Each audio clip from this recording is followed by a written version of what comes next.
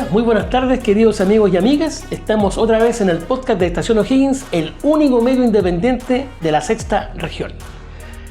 Hoy día tenemos una interesante invitada.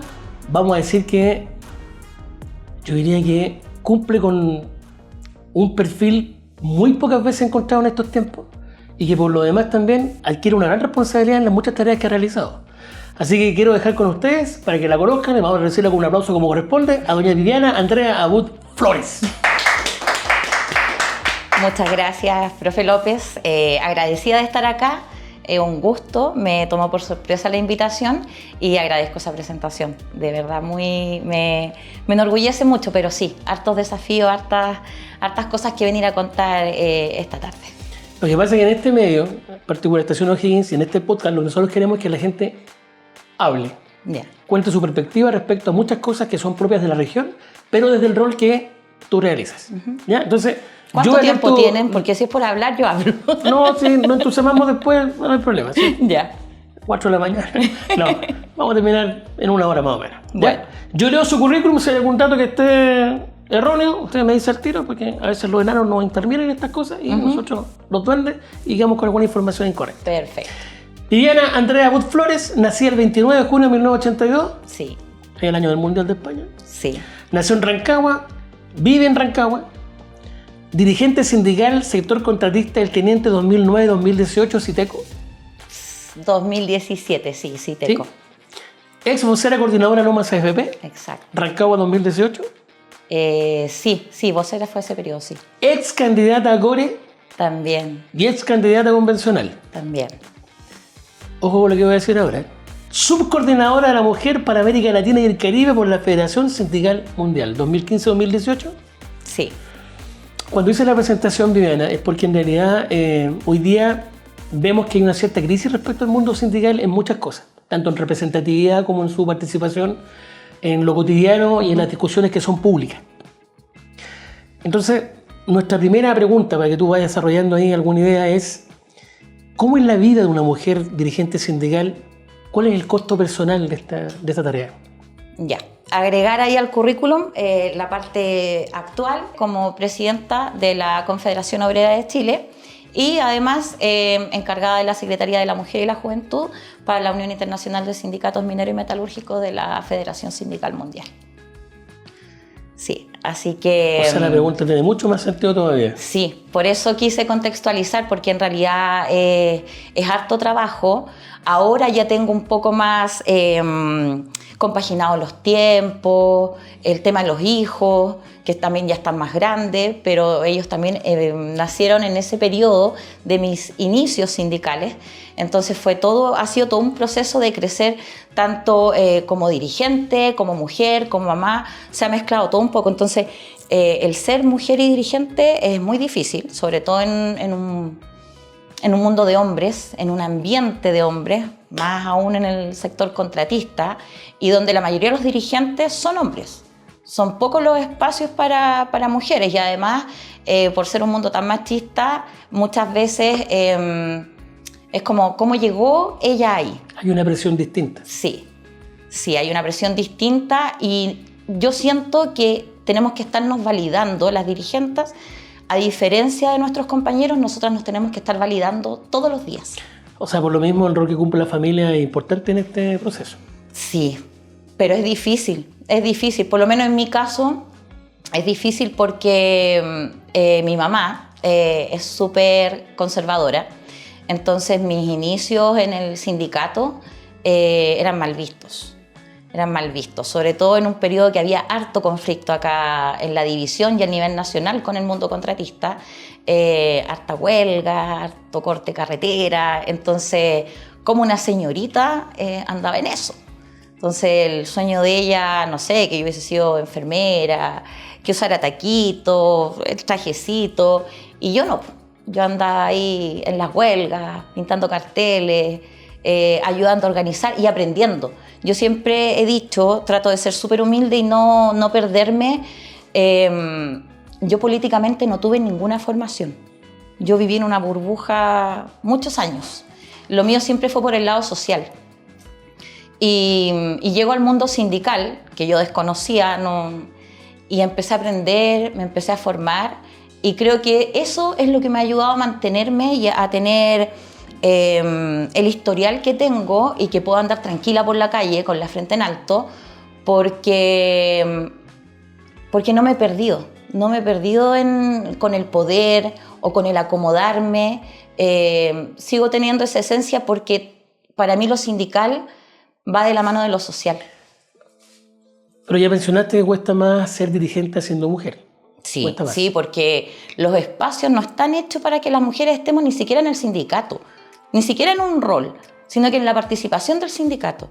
Porque las asambleas son en la tarde, porque nosotras tenemos que conciliar el tema de los hijos. Entonces las mujeres trabajamos y salimos del trabajo y es irnos corriendo a ver a los hijos, a preparar las cosas para el día siguiente, las tareas, la típica broma, el meme, que la cartulina. Entonces hay que estar pendiente de todo. Entonces no es fácil cuando, por ejemplo, a mí me tocaban asambleas a las bajadas de los turnos y los turnos llegaban, no sé, a las 10 de la noche y a esa hora teníamos una asamblea.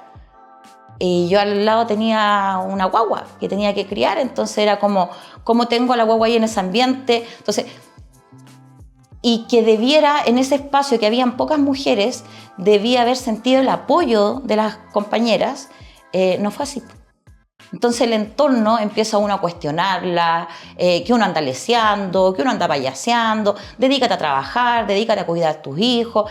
Entonces no es fácil. Y después llegar a la dirigencia sindical, más difícil aún. Por eso, porque hay que validarse, hay que prepararse aún más. Y además, cuando las empresas a uno la dejan en listas negras, más difícil todavía seguir dando la pelea y muchas veces sin tener el respaldo económico. Entonces, no, es un bombardeo por todos lados. Vamos a entrar en materia... Pero es muy interesante todo lo que nos comentaste. Viene otro desarrollo respecto a eso más adelante. El 20 de septiembre del 2013 indicabas en una entrevista que el principal obstáculo para participar en la vida política era la invisibilidad malintencionada de propuestas e ideas diferentes en los medios de comunicación masivo regional. Pasa también a nivel nacional, ¿no es cierto? Particularmente en nuestra región. ¿Sientes que eso ha cambiado con las redes sociales? ¿Es más posible estar visible que en años anteriores? ¿Es posible mostrar ideas distintas? ¿Y eso incluye la forma en cómo una mujer se desenvuelve, por ejemplo, en el área sindical? Sí, los tiempos han cambiado. Es posible, uno puede ser más visible, pero las redes sociales son un arma de doble filo. Entonces, hay que tener más cuidado. Hoy en día uno ve... Cualquier cosa funa, cualquier cosa sacan el celular, graban la parte que les conviene, editan. Entonces, es un arma de doble filo, es fácil engañar. Eso justificaría, por ejemplo, que es un tema de discusión que muchas autoridades siempre anden con un periodista atento a las cosas que ocurren, porque andan con periodistas que andan, ¿no es cierto?, grabando, o personas que son como asesores grabando para que estas cosas no ocurran. Cosa que en realidad uno, si lo ve desde el punto de vista público, no debe ser. A fin de cuentas, lo que importa es lo que tú propongas como relato y no otra cosa distinta. Debiera ser así, pero claro, hay que estar siempre resguardándose. De hecho, uno lo ve de repente hasta con el mismo WhatsApp. O sea, a mí me pasa que yo a veces prefiero hablar por WhatsApp que contestar llamadas telefónicas, porque así me queda el respaldo. Que se da mucho en la dirigencia sindical, que el socio, el viejito, no, es que la dirigente me dijo eso. Y yo no dije eso. No me malinterpreten o no digan cosas que, o sea, no pongan palabras en mi boca que yo no he dicho. Entonces, la única manera de yo tener ese resguardo, porque a uno la sacan al baile al tiro, a veces en mi caso es, por ejemplo, usar mucho el WhatsApp, el mensaje de texto. Pero sí, los medios de prensa cuesta visibilizar algunos temas. Yo en esa época estaba con la candidatura a Core. Nos costó mucho porque era una candidatura que se estaba levantando desde el movimiento sindical. Ya puntualmente desde el sindicato en que yo estaba. No fue una candidatura que levanté yo en lo personal, sino que fue un proyecto que pensamos dentro del sindicato. Entonces costaba porque además el Citeco ha sido reconocido históricamente por ser un sindicato de lucha, combativo. Entonces no nos abrían las puertas fácilmente. O sea, nosotros teníamos que andar colgando nuestra propaganda que era mínima en la noche con harto cuidado. O sea, cuesta que los medios a uno le inviten. ¿Sentiste esa indiferencia entonces los medios regionales? Sí. Invitaciones para escucharte Sí. tus propuestas, por ejemplo. Sí, cuando uno no está con un partido grande, con toda una máquina detrás, es difícil que a uno le escuchen y por eso uno empieza como a destacar por sobre otros. A lo mejor no es tanta no sé si en ese minuto yo no tenía tanta trayectoria, pero uno empieza a destacar porque uno se hace notar, porque uno aprende. Bueno, yo me crié, mi papá era locutor radial, entonces igual un poco manejo el tema de los tips, los tiempos, dar las cuñas súper acotadas, cosas que no me puedan cortar, que no la puedan editar. Entonces, claro, los pocos espacios que tuve, jugué harto con eso. Entonces iba muy preparada con la frase ahí al choque para que quedara ahí como rebotando y dijeran, a ver, invitémosla de nuevo. Ah, mira, plantea las ideas fuertes, no tiene temor en decir las cosas. Entonces un poco jugué con eso para ir abriéndome camino, porque de lo contrario iba a pasar desapercibida dentro de la cantidad de candidatos que siempre hay. Ese año los candidatos a core era un cargo nuevo, así que habían varios con los dientes ahí bien puestos. Suele suceder. Sí. Usted fue candidata a core y en ese entonces usted decía lo siguiente. Ya. Representa un sector de los jóvenes y a la mujer. Hay muchos proyectos en que las mujeres queremos emprender. Esto no es fácil en una sociedad machista, donde lidiamos con un sistema que nos oprime y reprime por el solo hecho de ser mujer. Buscamos una renovación en la política y qué mejor con estos cargos. ¿Sigue con este diagnóstico, Viviana? ¿Sigues pensando que a las mujeres se les oprime y reprime o sientes que hay un avance desde tu tiempo de candidata hasta ahora? Claramente hay un avance. Tiene que ver con las consignas, con las luchas. ¿Y en el plano regional sientes que hay una evolución respecto de eso? Sí, pero sigue siendo de la mano de pertenecer a un partido, de tener una máquina detrás. Sí. Ya. De lo contrario, no hay posibilidades. Yo lo viví ahora también con la candidatura hace años atrás a constituyente. En esa ocasión yo fui totalmente sola, iba por un partido, pero un partido chiquitito que no tenía mucha presencia ni máquina para poder haber abarcado más, pero fui prácticamente sola y se nota, o sea, no había ¿Pero tú cobertura. percibes sí que existe una mayor participación de las mujeres? Existe, de hecho nosotros tenemos... Menos opresión, digamos, o menos imposibilidad de participar. Sí, pero es que han habido factores, por ejemplo, el tema de las cuotas de género, que yo no estoy de acuerdo. Yo choco mucho con algunas de las cosas que se levantan desde el mundo feminista o que se ven como grandes logros, porque siento que no tendría por qué exigirse o haber una ley de cuota para que podamos estar. Entonces, claro, cuando hay una ley de cuota, obviamente vemos un avance, pero es un avance que es producto de eso. Nos forzamos, sientes tú. Exacto. Y que no pasa de ahí, o sea, si es como tenemos que tener este porcentaje, llegan, lo vemos cada vez que hay elecciones, es tan complicado y empiezan, ya tú, porque nos falta para el porcentaje. ¿Y sientes tú que eso pasa, por ejemplo, con las autoridades regionales? Que hay una suerte de búsqueda forzada más que un empoderamiento. Sí, yo siento que hay búsquedas forzadas. Siento que de hecho, siento que en las últimas elecciones muchas de las candidaturas de mujeres son forzadas o son llevadas en último minuto para rellenar, para completar esta cuota, esta lista. Sí, pero no necesariamente tienen las capacidades. Y las que sí las tienen quedan fuera porque hay hombres o partidos en sí o la cabeza de estos partidos que no sé si será temor, pero algo les genera que seamos nosotras las que empecemos a ocupar esos espacios y que se vean caras nuevas y que muchas veces por el hecho de ser mujer, por el hecho de tener esta cosa de la dueña de casa, que todas de alguna forma cumplimos ese rol al final del día, el tema de los hijos, los cuidados, nos hacen ver no solo la política, sino que el día a día de maneras distintas y que nos permite incluso muchas veces llegar sin tener que ir como con este discurso que prepara el político para la campaña. Para nosotras puede ser mucho más fácil tener esa cercanía y esa conexión con la gente. Entonces, claro, es como, pero ella, ¿dónde está? ¿Qué militancia tiene? Entonces, como, tratemos de traerla para acá. No, yo no quiero militancia, no quiero que me amarren con nadie. Ah, no, entonces tratemos de no mostrarla, tratemos que no aparezca. Entonces hay que empezar a jugar ese juego. O sea, hasta dónde uno, en el buen sentido, que no se vaya a malinterpretar, hasta dónde uno se vende para poder a lo mejor tener una cuota en algún cargo. Claro, o que está dispuesto a sacrificar por ir a una lista determinada y poder tener un respaldo. Exacto.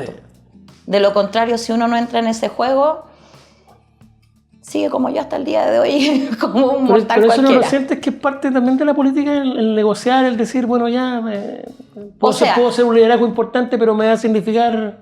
Sí, o sea, en todo siempre tenemos que transar. O sea, en el mundo sindical uno lo vive permanentemente en las negociaciones colectivas con la empresa, y no es que uno esté del lado de la empresa, sino que hay que buscar un punto en común. Pero con los partidos políticos es como casi hacer pacto con el diablo. Ya, yo creo que es otro tipo de negociación y claro, por lo menos en mi caso yo no he estado dispuesta a transar en eso. Es un tema. Hay un dilema ético muy interesante detrás de eso, porque a fin de cuentas las autoridades que son electas conviven con este eterno dilema que se llama entre la ética de la convicción y la ética del deber, que es una... Ya lo desarrollaremos alguna vez aquí con algún invitado también, ese problema. ¿Usted fue vocera de la coordinadora Loma de FP? Sí. Pregunta de cajón. La última reforma, o pseudo reforma, o reformita, o maquillaje, ¿cómo la califica usted? Terrible. Terrible. Sí, terrible. ¿Y el avance de la PGU es un avance? O sea, el que aumente la PGU es un avance. O sea, claramente en lo práctico es un avance, pero en el fondo es una burla, es un chiste para mí eso. Porque todos se llenaron la boca, los políticos, diciendo que era urgente llegar a un acuerdo, que era necesario, que nuestros abuelos, nuestros pensionados, ya hay todo un discurso que ya todos conocemos. Entonces yo digo, si algo, para mí, cuando algo es urgente, era para ayer. Entonces cuando ponen tramos de que de tal edad a tal edad, espérese 6 meses, después otro rango, espérese 1 año y medio, y el rango siguiente 2 años y medio, o sea, ¿qué están esperando? Yo lo he dicho, puede sonar muy duro, pero es como, ¿cuál fue el raciocinio? Así como, demos un periodo por rango para ver si se nos van muriendo los abuelitos y así podemos pagar. Porque no entiendo cuál es el beneficio. Cuando después vemos que los trabajadores en general, en el escenario que estamos actualmente, económico, con suerte llegamos a final de mes. Con suerte. Está todo carísimo. Ahí vive una pregunta así como bien del corazón, ¿eh? ¿Tú sientes que los trabajadores están involucrados con sus pensiones? ¿Sientes que los trabajadores se esfuerzan por tratar de comprender el sistema donde están? Sí, pero poco. Sí, pero poco. Porque, bueno, y ahí también hay una debilidad y una deuda del mundo sindical, que es la formación. Pero yo no digo la formación de nuevos dirigentes, ese otro tema, sino que es la formación en las asambleas. Hablar estos temas, que las asambleas no sean solamente cuando se juntan para la negociación colectiva, cuánto va a ser el bono de término. Que en realidad eso es un engaño, porque el bono de término los viejos ya lo tienen gastado, se les va en 1 semana, y no ven la proyección de que eso les va a regir durante 3 años. Entonces, hay un desconocimiento. Cuando estuvo el movimiento No Más FP en su mayor auge, sí, ahí uno percibía una actitud distinta de los trabajadores. Estaba interesado en el tema, quería conocer la propuesta de la coordinadora. Yo me dediqué a dar un montón con los compañeros de la coordinadora nos dedicamos a dar muchas charlas, a dar a conocer la propuesta. Fue un trabajo súper rico. ¿Y tú sientes que en la región eso tuvo un efecto? En ese minuto, sí. Sí, y no solo en la región, a nivel nacional. Porque tuvimos un plebiscito. Levantamos un plebiscito de la nada. trabajadores, trabajadoras a nivel nacional logramos coordinarnos, estuvimos meses que sellando las cajitas con la wincha esa de embalaje, o sea, todo muy artesanal, pero así todo levantamos a nivel nacional un plebiscito que les guste o no les guste, tenía toda la validez. Tenía toda la validez porque, insisto, los trabajadores en ese minuto estaban en otra disposición en cuanto a lo que eran sus pensiones. Ahora no, pero es un retroceso que yo siento que hay en general con los temas, con los trabajadores, con todos los temas. ¿Y esa es una deuda de los dirigentes actualmente? ¿De los y las dirigentes? Es una deuda del mundo sindical completo. Sí, que las asambleas sean formativas. Primero que se hagan las asambleas. Lo más básico de todo. Que hayan asambleas. Y que se toquen estos temas cuando dicen que, ¿cómo se llama? Que esto no es política o que los sindicatos no tenemos que meternos en política. Todo es política. Yo sé que es una frase súper cliché y suena súper bonita para la entrevista, pero es verdad, todo es política. O sea, yo estoy en mi casa como dueña de casa y estoy haciendo política, porque estoy administrando cuánta plata me queda para el mes que me falta comprar. Todo eso es política. Ahora, distinto es que los sindicatos hagan trabajo con los partidos políticos, con políticos en particular, para beneficios ya sean personales o de otra índole. Entonces, está esa, no ignorancia, pero ese retroceso donde nos han ido atontando de que no a la política, no a la política, no a la política, y así es como tuvimos dos procesos constituyentes. ¿Y tú sientes que en el caso de la región nuestra, en términos reales con realidades como los temporeros, o como el caso de los contratistas, y muchos tantos más que uno podría nombrar, sientes que ellos están, no sé si la palabra es abandonados o un poco desorientados respecto al tema de las leyes laborales y todo ese tipo de cosas? Aparte, pensemos en una región, aquí tenemos una cantidad, por ejemplo, de inmigrantes importantes trabajando en el campo.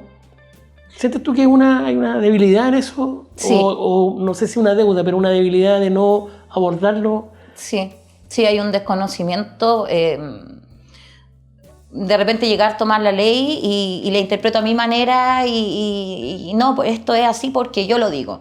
Y hay todo un trasfondo que hay que entender. Creo yo, de manera muy personal, prueba de ello es la ley Karin. El otro día me tocó ir a la inspección, necesitaba colocar una solicitud de fiscalización, una denuncia, y me dicen un proceso que por lo general 1 o 2 semanas y ya se podía resolver. Citan a la empresa, se ve que efectivamente si hay incumplimiento, en este caso era de una negociación colectiva, ese proceso podía durar 1 o 2 semanas antiguamente. Y ahora cuando fui a la inspección, y estoy hablando en la parte sindical, o sea, cuando es la parte de una persona común y corriente, un trabajador, más largo aún, con toda la gente que hay abajo colocando denuncias. Pero ahora me dijeron que fácilmente 2 meses, que podía ser para mayo, junio, pues un promedio 2 meses. ¿Por qué? Porque la denuncia en este caso tenía un ámbito judicial, la parte más jurídica, y tenía la parte de fiscalización. Y resulta que jurídico necesitaba fiscalizadores, entonces fiscalización quedaba debilitada, y esto por el aumento que hubo por el tema de la ley Karin. Entonces, ¿por qué doy este ejemplo? Porque yo lo he visto con los viejos, con los socios, que hay típicos los contratistas, los viejos. No, el jefe me miró feo, ley Karin. Entonces, una cosa es que el trabajador conozca sus derechos y los haga valer, pero otra cosa es que ya se chacree y que todo sea motivo para ir a hacer una denuncia por ley Karin. Entonces, ¿qué pasa? El otro día salían las noticias. El sistema, la inspección está colapsada. A nivel nacional están colapsadas porque fueron tantas las denuncias por ley Karin, pero que empiezan a revisar y fácilmente más de la mitad se les cae. Porque el trabajador no tiene el conocimiento de qué se trata o qué es lo que aborda realmente la ley Karin. Entonces, ¿qué pasa? Que debilitan otros procesos que son igual de importantes, de denuncias, de fiscalizaciones, se debilitan por esta nueva ley que, si bien ha habido mucha difusión, pero aún así la difusión es como está muy arriba. como entre los que están organizados, entre los que quieren, y también en el sector público, que obviamente las entidades tanto de gobierno como otras organizaciones han llevado las charlas a sus distintos espacios. Pero no se hace la bajada al más importante, que es ese trabajador que está en la pega, en el día a día, al lado de la máquina, en la faena o en el caso de los temporeros. Entonces, sí, por eso es una cosa en conjunto, tanto de lo que está al debe los sindicatos, como también ese deber del trabajador. Nos hemos enfocado mucho en los derechos, pero siento que se nos está olvidando que los derechos conllevan deberes. Y nos estamos acostumbrando a que yo quiero esto, yo exijo esto, está bien, pero eso conlleva otras cosas. Y esa parte es la que el trabajador no quiere. Viviana, vamos a entrar ahora a un terreno distinto, igual relacionado con aspectos locales sobre tu desempeño como dirigente, pero tienen que ver, esta pregunta es más personal, va por ahí. Ya. Tú tienes un apellido de origen sirio. Sí. Inevitable pregunta. Tu opinión respecto a la situación de Siria y Palestina, y si sientes que hay una vinculación concreta con lo que pasa aquí en Chile, por ejemplo, o contigo. A ver, la situación Siria, Palestina, todo el conflicto que viene de muchos años, es un tema que de verdad pero me duele, pero no solamente por el apellido que tengo. No entiendo, no me cabe en la cabeza cómo podemos ser espectadores a nivel mundial. No logro entender cómo no hay un poder mayor de los presidentes del mundo, de las organizaciones más importantes del mundo. ¿Cómo no va a haber una fuerza que tenga la capacidad de decir alto? Si esto va más allá de si a mí me cae bien, me cae mal, si creo o no creo. Son vidas, son niños. O sea, tú compartes la visión de que en este caso la ONU es realmente inútil. Totalmente. No entiendo cuál es su función, cuál es su objetivo. Cuando su mayor alternativa es sacar una declaración, es decir, sí, lo que se está cometiendo en Palestina, en la Franja de Gaza, son aberraciones, las matanzas, y nada más que eso. O sea, leía ayer, ahora para Semana Santa. O sea, estamos hablando de pueblos que en su esencia tienen todo lo que es la religión. De ahí nacen muchos de sus conflictos, gran parte de sus conflictos, desde la religión. Y mataron. O sea, ni siquiera respetaron las fechas que para ellos como pueblo también lo vivieron la persecución, vivieron todo lo que ahora ellos están haciendo con el pueblo palestino. Entonces, cuando uno ve ese nivel de maldad, de odio, de muertes, más allá de si son solamente niños, porque de repente es como que es que hay niños, hay personas, sino solamente los niños. Entonces, no logro entender, me duele la indiferencia, me duele ver cómo los gobiernos no tienen el valor de no solamente dar una declaración en algún acto y decir sí, ¿cómo se llama? Apoyamos al pueblo palestino por todo lo que está sufriendo, pero no hay acciones reales. De decir, cortamos relaciones con Israel, cortamos relaciones con determinadas marcas que son las grandes cadenas o los grandes empresarios que están detrás o que sustentan el ejército israelí. Entonces, me duele esa indiferencia y me molesta que los grandes de este mundo, los presidentes de las mayores naciones de este mundo no puedan decir, ¿saben qué? Vamos efectivamente, en vez de hacer una jornada, un día, pongamos una velita, pongamos la bandera en la foto de perfil, que no tomen medidas reales, porque yo trato siempre de simplificar, por lo mismo, por lo que decían antes, que yo no tengo esta formación política, sino que como desde la guata nomás, yo siempre trato de llevar cualquier situación que pueda ser ajena o lejana a mi realidad. Yo siento que ese es un ejercicio que nos falta a todos. Es como, ¿qué haría yo? Invertir. Entonces digo, si llegan a mi casa y así como o se van o los mato a todos. Digo, pero si esta es mi casa, no. Esto a nosotros nos pertenece y es así. ¿Se van o los mato? ¿Yo lo aceptaría o doy la pelea? ¿Buscaría ayuda? ¿Los demás me ayudarían? La situación de Gaza, la situación que vive Palestina es eso. O sea, de manera muy simple, guardando todas las proporciones y con todo el respeto al mundo, pero es como para llevarlo y decir cómo no hay una sensibilidad por parte de todos nosotros en el día a día.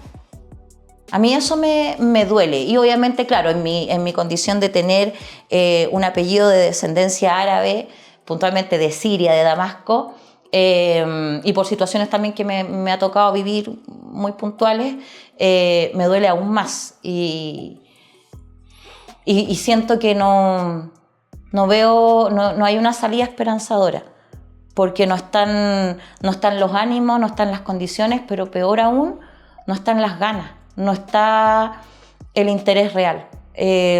Siempre estamos viendo ya desde los gobiernos hacia abajo, ya, pero si muevo esta pieza, ¿qué me va a generar? Aquí no se trata de qué pieza muevo o qué reacción en cadena puede traer. Es una cosa de humanidad. Es así de simple. Lo que están haciendo con Palestina le podría pasar a cualquiera. De hecho, yo soy súper catastrófica. Nos podría pasar perfecto.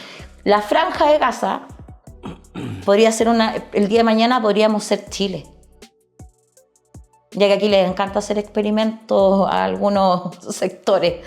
Entonces, fácilmente podríamos ser. Nos gustaría que el mundo nos mirara, viera lo que estamos pasando y no fuese tema para nadie. Yo creo que a nadie le gustaría.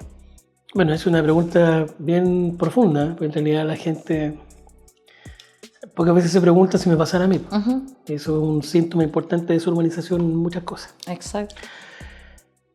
Usted, como secretaria general del Sindicato Interempresa de la Gran Minería y Ramas Anexas de Chile, Citeco, suena, participó en la Conferencia Internacional de la Mujer Trabajadora realizada en Chipre, el 1 y 2 de noviembre del 2015, ¿sí? Organizada por la Federación Sindical Mundial. En el aeropuerto Ben Gurión de Tel Aviv fue retenida el 3 de noviembre. Se hizo referencia a que la detención fue por origen sirio de su apellido. Uh-huh. Bueno, ya nos contaste un poco tu sensación, pero ¿cómo recuerdas este hecho? ¿Cómo recuerdas este hecho y qué sientes con recordar este hecho? Lo recuerdo mal. Lo recuerdo mal porque después de eso hubo un clic en mí que no me enorgullece, pero sentí lo que es que a uno la odien sin conocerla, pero un odio, no estoy hablando cuando uno tiene diferencias en sus espacios laborales o sindicales, sino que dijeran Abud y automáticamente era como, no sé, si a uno la pudieran matar ahí mismo, mátenla. Porque yo al principio lo tomé así como una anécdota y me está pasando esto. Pero después cuando le tomé el peso, al rato después de lo que estaba pasando y cuando llegué acá, no, mal. Porque en ese minuto entendí y me generó eso mismo, que eso que yo sentí de ellos hacia mí, ese odio, por el solo hecho de llevar un apellido. Yo cuando logré tomar el vuelo de vuelta, yo también venía con ese odio hacia ellos. Entonces, ahí uno va entendiendo... ¿De eso no te sientes orgullosa?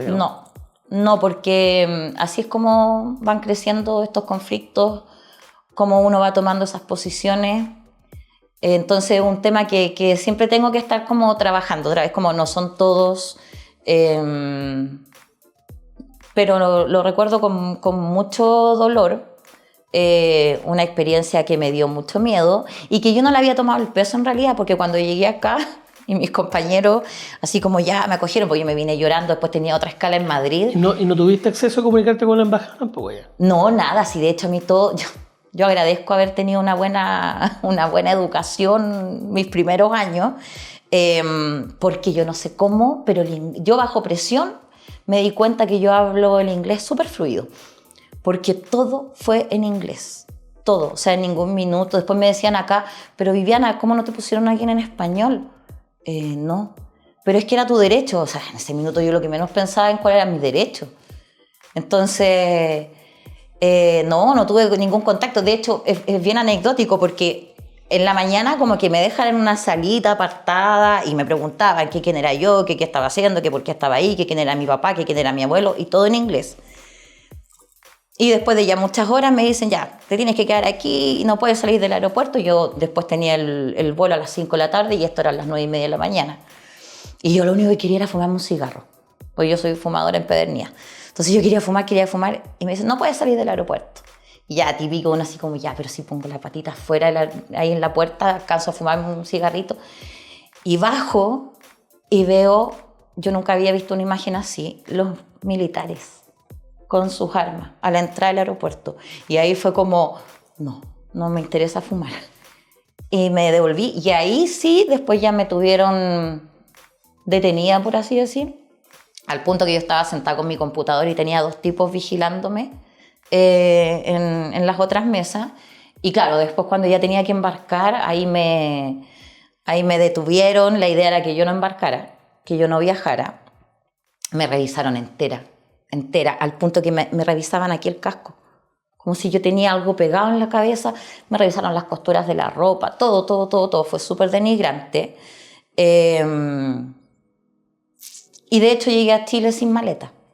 Mi maleta quedó retenida y después llegó con un papelito que, claro, el papelito decía en distintos idiomas que la habían retenido por sospecha.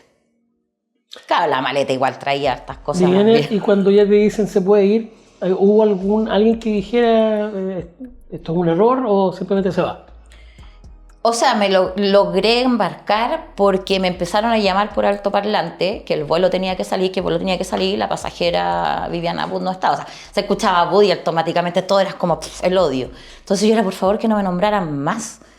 Y como la escala era en España, el vuelo era con azafatas españolas, justo ese el que tenía que yo tomar. Y ellas se preocuparon. Ellas como que empezaron a presionar, como, oye, falta un pasajero, nos tenemos que ir. Captaron que todo el tema pasaba netamente por el apellido.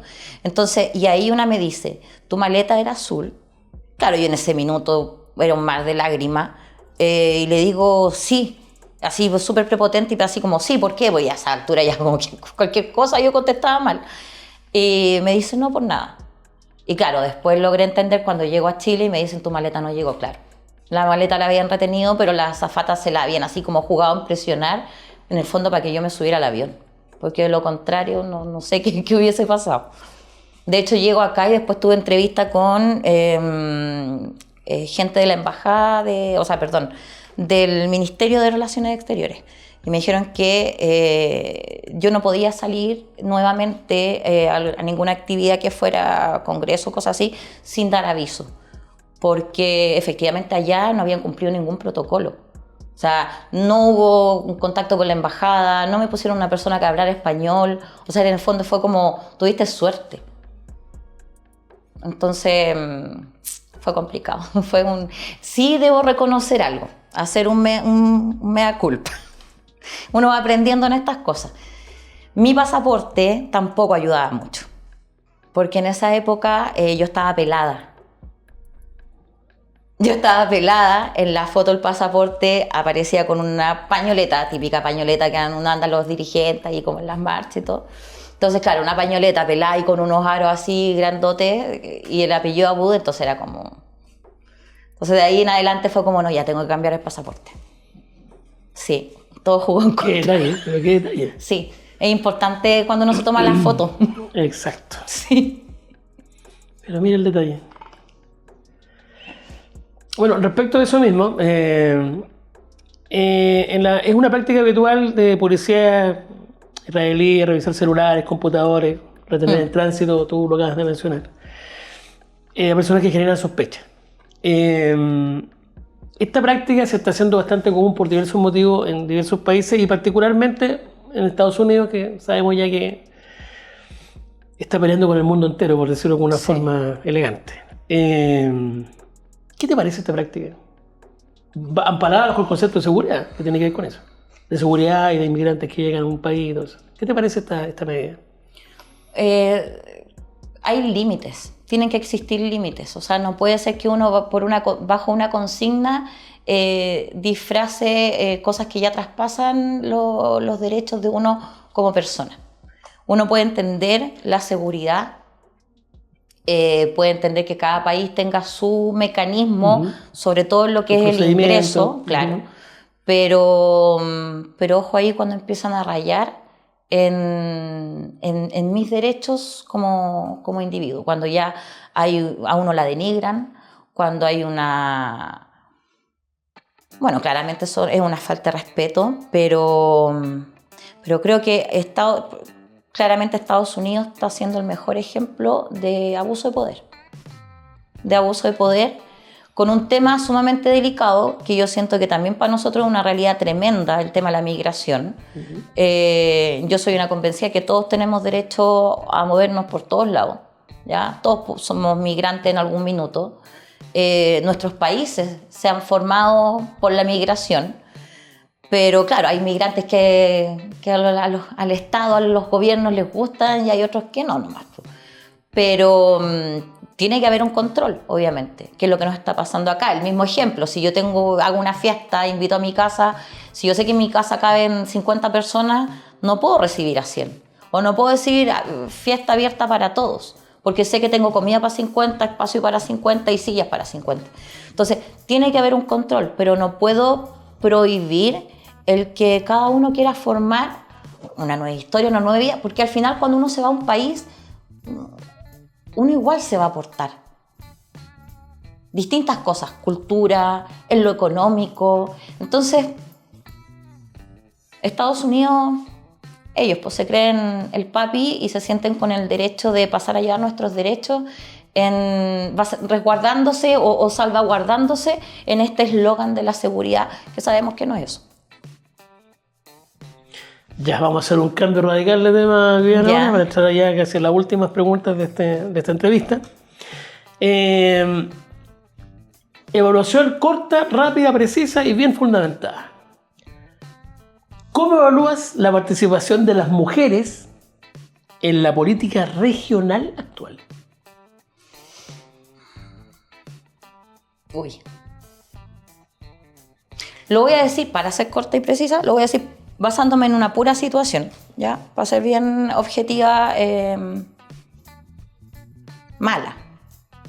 Mal. Sí.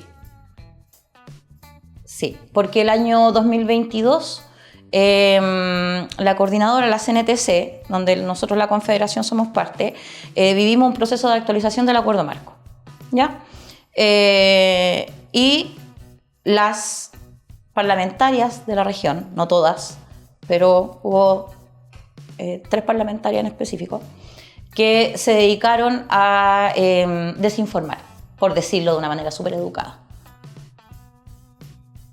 A desinformar de un proceso que era súper importante, y yo, que era parte de la mesa que estaba con Codelco en la actualización de empresas, representación de los trabajadores y Codelco, quise ponerme en contacto con ellos después de que empezaron a hablar, que llamaban a asamblea o que daban cuñas, ciertas declaraciones, unas más que otras. De hecho, tuvimos una citación a la Comisión de Minería y debido a eso yo me puse en contacto con los equipos de trabajo de estas parlamentarias y ninguna me pudo recibir. Ninguna. Estamos hablando de un tema de dirigencia sindical. Creo que queda clarito a qué me refiero. Entonces, me molesta que personas que están ejerciendo un cargo público, que son políticos, creo que lo mínimo que les podemos exigir, porque sí les podemos exigir a ellos, a una persona común y corriente no, pero a ellos yo sí les exijo, en este caso a ellas, infórmense, porque son parlamentarias. Por lo tanto, tienen que tener todas las versiones de la historia. De lo contrario, no hablen. Menos cuando hablan para decir mentiras. ¿Cuáles son esas parlamentarias? No. Mira, yo me puse en contacto con los equipos de Marcela Riquelme. Me puse en contacto, en algún minuto por ahí, en un intermediario, traté de que nos juntaran en un espacio radial con Marta González, dirigente sindical contratista. Nos conocemos, entonces me llama la atención que haya, que fue la que más levantó la voz, desprestigiando el proceso, diciendo mentiras del proceso, teniendo la posibilidad de mandar un mensaje: Viviana, nos podemos juntar, no somos amigas, pero nos conocemos, Viviana, nos podemos juntar, me gustaría saber, como parlamentaria, en su rol, muy bien, me interesa saber realmente qué está pasando y si es cierto esto que se dice o por qué no se abre la mesa a todos los que querían estar. No lo hizo. Marcela Riquelme, no digo ella directamente porque no hablé con ella, hablé con alguien de su equipo. No sé, le expliqué todo el contexto y todo. No se puede estar. Entonces se vuelven inalcanzables y más encima desinforman. Creo que es una falta de responsabilidad a su cargo. Esto va a traer coletas. No, pero sí este no, pero no programa, importa. A ver, este espacio, y volvemos a decirlo, Estación O'Higgins es un medio absolutamente independiente. Eso es lo bueno. Y los invitados e invitadas tienen justamente este espacio para que puedan decir lo que quieran decir. Sí. No estoy yo para debatirte, ni mucho menos, sino que para que tú puedas desarrollar la idea que te estamos preguntando. ¿Ya? Así ha sido con todos nuestros invitados en todo caso, así que esa es la idea. Esto es más, entonces, como si diría una mujer de gran experiencia en el área. Ya. ¿Qué mensaje o consejo le daría a las mujeres que desean postular a participar de la discusión pública en la región? Educarse, capacitarse, formarse, atreverse. Atreverse, formarse, elementos importantes. Sí. Perfecto. ¿Y cuáles son las batallas o luchas que tiene el 2025 Viviana Andrea Abud Flores? Wow. Mis batallas son varias. Lidio con mis batallas todos los días. En este minuto, mantenerme con trabajo. Esencial. ¿Qué respuesta más sindical esa? Sí, es que yo estoy vetada por Codelco. Yo no puedo estar en ninguna instalación de Codelco, tengo un juicio que perdí, entonces la causa, la lucha es harta, la convicción es mucha, pero uno tiene que pagar las cuentas el día a día, entonces hubo periodos que no fue fácil. Entonces, claro, en primer lugar pongo como el mantenerme con trabajo y tengo quiero empezar a derivar en otros ámbitos. En lo personal, terminé hace un año de estudiar, saqué una carrera de técnico en turismo y quiero derivar en esa área. Siento que cuando uno está muchos años donde mismo, y sobre todo como en distintos cargos, siempre está el riesgo de que les empiece a gustar y no quieren soltar, que es la realidad que vemos en este país, en lo político y en lo sindical. Muchas cosas. Y la verdad que yo soy más de soltar que de quedarme. Me gusta pasar, dejar ahí mi aporte y sigamos, porque es fácil nublarse. He visto a muchos nublarse. El ego es un mal del dirigente sindical. Entonces quiero empezar. Creo que he preparado el camino para otros. Creo que ya he hecho mis aportes, tanto nacional como internacional. Creo que es momento ahora ya de empezar a buscar otras cosas. Sé que en el espacio que esté voy a aportar. Entonces creo que hay que darle cabida a nuevas caras, a nuevos rostros y uno ya empezará a otro lado. Vamos a la parte final de esta entrevista, cuyo título de esta sección se llama Por mis gustos me conoceréis. ¿Ya? Este comité creativo que se le ocurren estas cosas geniales que son muy buenas. Así ¿Ya? que yo te hago una pregunta y la respuesta es corta. Y no podemos entrar a justificar Una palabra, nada. ya. Una palabra. Club deportivo del cual eres hincha. Actualmente de ninguno, pero cuando chiquitita de la Chile. No voy a decir nada al respecto. Canción favorita. Uy, es que son muchas. Ya, pero tiene que haber una que remueva el alma. Ay, no sé, paso. Pasa palabra. No, es que son Ya. tantas, depende del momento. Es que la música es parte de mi vida. Perfecto. Perfecto. ¿Película favorita? Película favorita, V de Venganza. Me encanta. ¿Cantante favorito o favorita? ¿Qué cantante? Uy, depende de la etapa de mi vida. Pero actualmente, Aerosmith, el vocalista. ¿Aerosmith? Sí, puntualmente por el vocalista, me encanta. ¿Color favorito? Negro. ¿Plato de comida chileno favorito? Uy, plato de comida chilena. Pastel de choclo. ¿Personaje femenina chilena que admiras? Gabriela Mistral. ¿Red social favorita? Últimamente, Instagram. ¿Trago favorito? Uy, melón con vino. O malta con harina. Son varios. Extraordinario esto. Ya, mira la pregunta. ¿Qué lugar recomendaría de la región a quien no conoce nada de O'Higgins? ¿Qué lugar recomendaría en la región? Que no conoce nada. A mí en lo personal me gusta mucho, por una cosa mística, Coya. Coya. Sí, me gusta. Pero claro, si fuera algo más turístico, tendría que ser más para el lado Pichilemu y todo su alrededor. Pero me gusta mi Coya, sí. Mire usted, Una cosa mística. lo del trago me dejó dando vuelta, pero ya.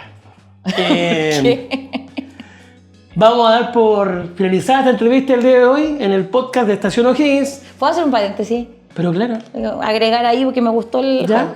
sándwich favorito. ¿cuál? ¿Cuál sería el sándwich? El de pernil del Quijote. Estamos hablando de un clásico de los clásicos. Sí. O sea, el Quijote es un clásico de los clásicos, Sí. por sí solo. Bueno, Viviana, te damos las gracias por venir hoy día a nuestro espacio. Y queremos dejarte un par de minutos con la cámara para que tú mandes un mensaje a la gente de O'Higgins, la región de O'Higgins. Perfecto. Desde ahora, Muchas gracias. la cámara es suya. Bueno, agradecer, espero que les haya gustado esta entrevista, soy bastante dispersa con los temas, pero un poco con el mensaje final, sobre todo a las mujeres. La maternidad, el trabajo es muy difícil, pero se puede. A veces no hay redes de apoyo, pero la valentía, la garra y eso, siempre prepararse, siempre capacitarse. Y si puedo dar 20, me tengo que exigir 50 entonces. Tenemos la capacidad y no nos sintamos culpables por desarrollarnos como mujeres, porque primero yo nací mujer, después me convertí en madre. Entonces no voy a sentir culpa por desarrollarme en lo que me gusta y a lo mejor tener otros métodos o otras formas de educación. Así que un mensaje de harta valentía para todas esas mujeres que están ahí con la duda de si estar o no estar, tienen que estar. Somos un aporte y cuando nosotras estamos, todos y todas avanzamos. Así que eso, muchas gracias y ojalá que les guste. Le damos un aplauso a Viviana por su participación hoy día. Y nosotros los dejamos invitados a que revise todos los espacios de Estación O'Higgins. Somos el medio independiente de la región. No necesitamos decirlo, porque somos realmente independientes. Cuando usted ve el contenido se da cuenta por qué se lo desea. Así que nos vemos en la próxima edición del podcast de Estación O'Higgins.